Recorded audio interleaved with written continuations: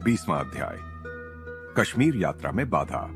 पिताजी, मैं गर्मी की छुट्टियों में गुरुदेव और 4 मित्रों को लेकर हिमालय की तलहटी में स्थित पहाड़ियों के क्षेत्र में जाना चाहता हूँ। क्या आप मुझे कश्मीर के 6 रेलवे पास और यात्रा में खर्च के लिए पर्याप्त रुपया देंगे? मेरी अपेक्षा के अनुरूप ही पिताजी ठहाका मारकर हंसने लगे। यह तीसरी बार है कि तुम मुझे फिर वही शेख चिल्ली की कहानी सुना रहे हो। पिछले साल और उसके पिछले साल भी तुमने मुझसे यही अनुरोध किया था ना? अंतिम क्षण में श्री युक्तेश्वर जी जाने से मना कर देते हैं। यह सच है पिताजी। पता नहीं क्यों कश्मीर के बारे में गुरुदेव मुझे कभी पक्का वचन नहीं दे पाते।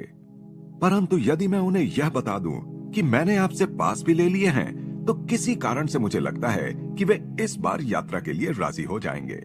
पिताजी को उस समय तो पूरा विश्वास नहीं हुआ, परंतु दूसरे दिन कुछ हास्य विनोद के कटाक्ष करने के बाद उन्होंने मुझे 6 पास और 10-10 रुपए के नोटों की एक गड्डी थमा दी और साथ में कहा, मैं नहीं समझता कि तुम्हारी काल्पनिक यात्रा के लिए इस प्रकार के प्रत्यक्ष सहारों की कोई आवश्यकता पड़ेगी, परंतु फिर भी इन्हें अभी रख लो। उसी दिन दोपहर को मैंने श्री युक्तेश्वर जी को वह खजाना दिखा दिया। वे मेरे उत्साह पर मुस्कुराए तो अवश्य, पर उनके शब्द गोलमोल ही थे। मैं जाना तो चाहता हूं, पर देखेंगे। मैंने जब उनके आश्रमवासी बाल शिष्य कन्हई को हमारे साथ चलने के लिए कहा, तब भी वे कुछ नहीं बोले। मैंने 3 अन्य मित्रों को भी चलने के लिए कहा, राजेंद्रनाथ मित्र, ज्योतिनाडी और एक अन्य लड़का। हमारे प्रस्थान के लिए अगले सोमवार का दिन तय किया गया। घर में एक चचेरे भाई की शादी होने के कारण शनिवार और रविवार को मैं कोलकाता में ही रहा। सोमवार को प्रातः ही मैं अपने सामान के साथ श्रीरामपुर पहुंच गया। आश्रम के द्वार पर ही राजेंद्र से भेंट हो गई। गुरुदेव बाहर टहलने गए हैं। उन्होंने जाने से इनकार कर दिया है। मुझे जितना संताप हुआ उतनी ही जिद भी चढ़ गई। मैं पिताजी को अपनी तीसरी काल्पनिक कश्मीर यात्रा का मजाक उड़ाने का अवसर नहीं दूंगा। चलो, हम बाकी लोग ही चले चलते हैं। राजेंद्र मान गया। मैं किसी नौकर को ढूंढने के लिए आश्रम से निकल पड़ा। मैं जानता था कि गुरुदेव नहीं जाएंगे तो कन्हई भी नहीं जाएगा, और सामान की देखभाल के लिए कोई ना कोई तो चाहिए ही था। सबसे पहले मेरे मन में बिहारी का ख्याल आया।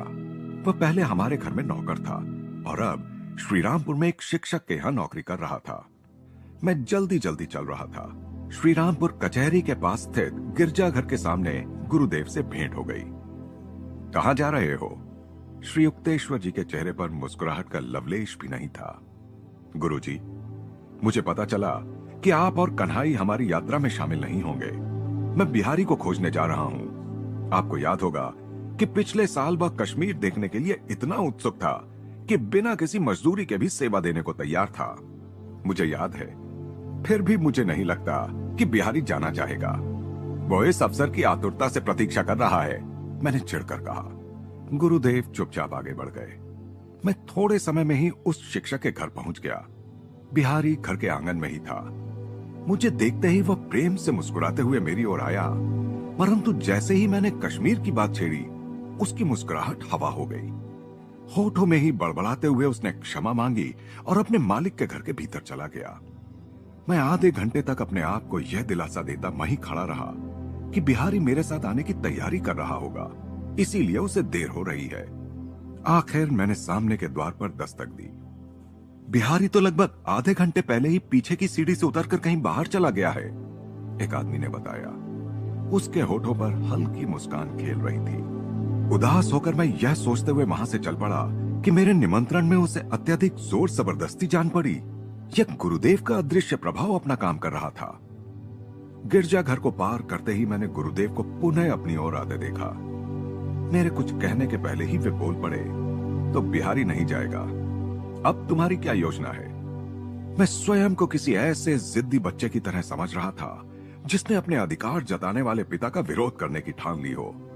गुरुजी, मैं अपने चाचा जी के पास यह अनुरोध करने जा रहा हूं कि वे अपने नौकर लालधारी को मेरे साथ भेज दें। तुम्हारी इच्छा ही है तो अपने चाचा से मिल लो, परंतु मुझे नहीं लगता वहां जाने पर तुम्हें कोई खुशी होने वाली है। सहमकर परंतु विद्रोही बनकर मैं अपने गुरु को वहीं छोड़ श्रीरामपुर कचहरी में जा पहुंचा। मेरे चाचा शारदा घोष ने, जो एक सरकारी वकील थे, बड़े प्रेम से मेरा स्वागत किया।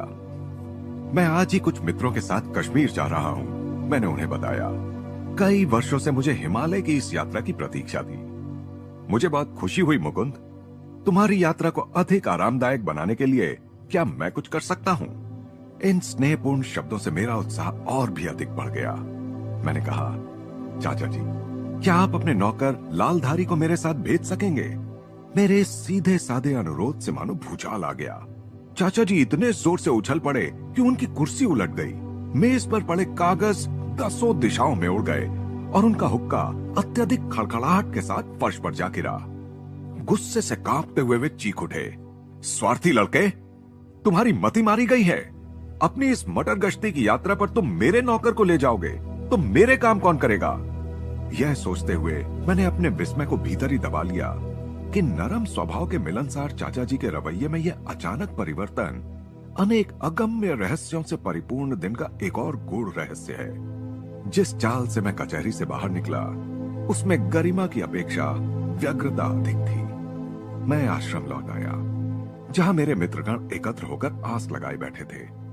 मेरे मन में यह विश्वास अब जोर पकड़ता जा रहा था कि गुरुदेव के इस रवैये के पीछे कोई समुचित परंतु अत्यंत गहन उद्देश्य अवश्य है।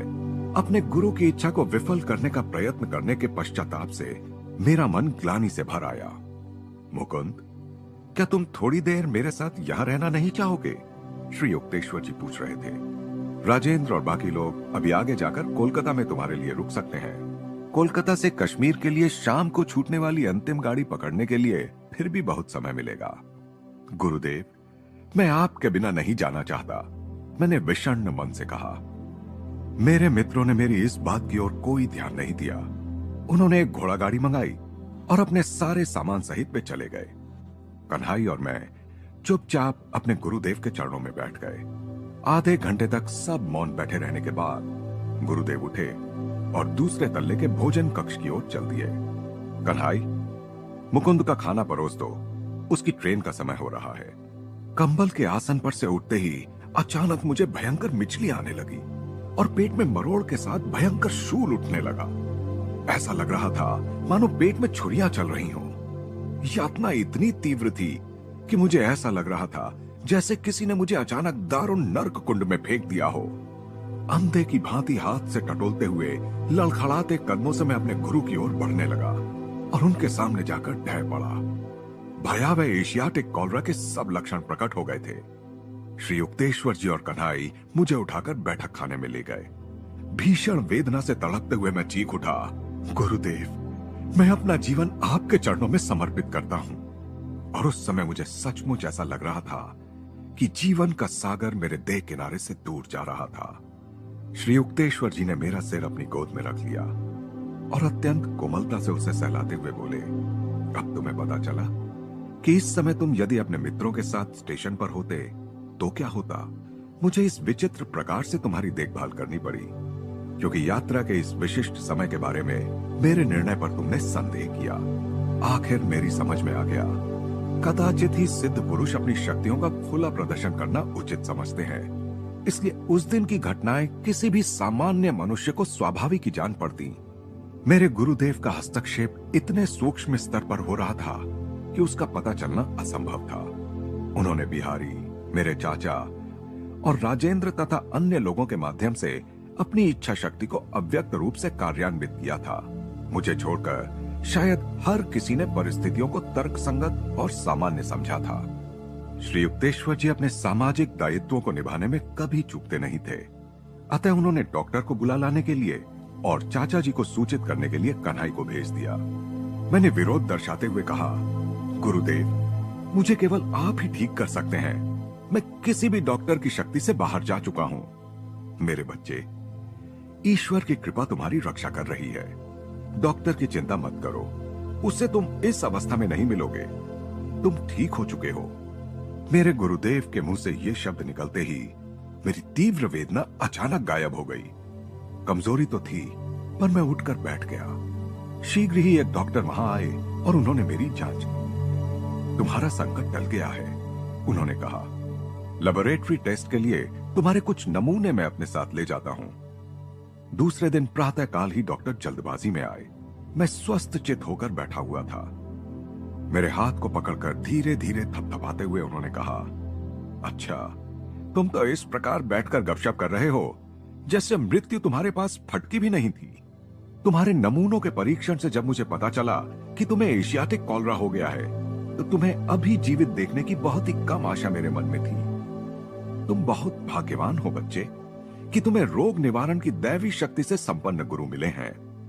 मुझे इस बात का पूरा विश्वास हो गया है। मैं पूरी तरह से सहमत था। जब डॉक्टर निकल ही रहे थे तो राजेंद्र और आटी दरवाजे पर आ पहुंचे।